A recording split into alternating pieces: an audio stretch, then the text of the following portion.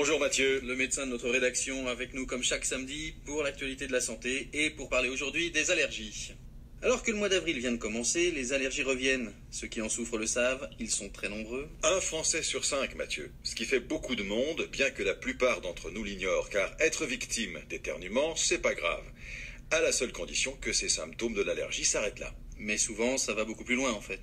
L'allergie, oui, peut être grave, mais surtout l'allergie représente pour la médecine un véritable casse-tête, car son augmentation, si elle est parfaitement chiffrable année après année, est une des originalités graves de cette maladie, car on ne sait absolument pas à quoi l'attribuer de façon certaine.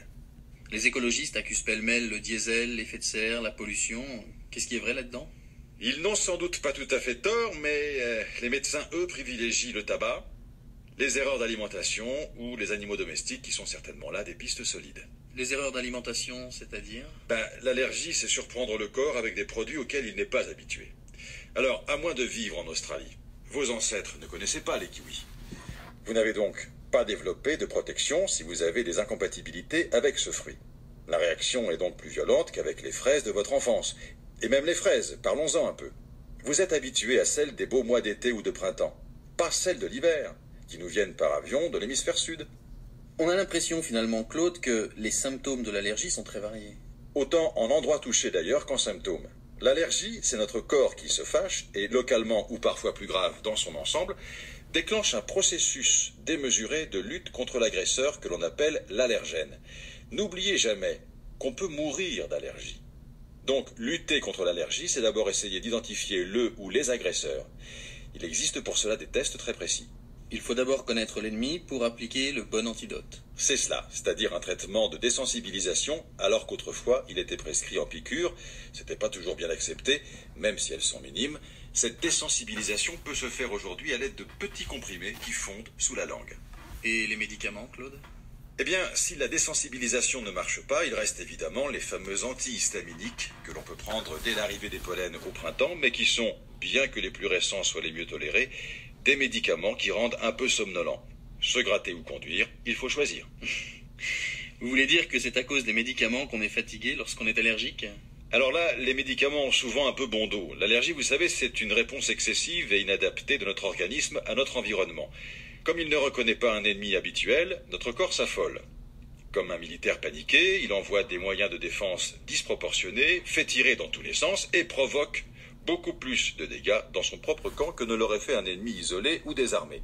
Il est donc incontestable que tout allergique est victime de cette réaction et du travail supplémentaire qu'effectue au niveau microscopique son corps toute la journée. Dans la très grande majorité des cas, rien de grave, juste une fatigue pénible à vivre au quotidien.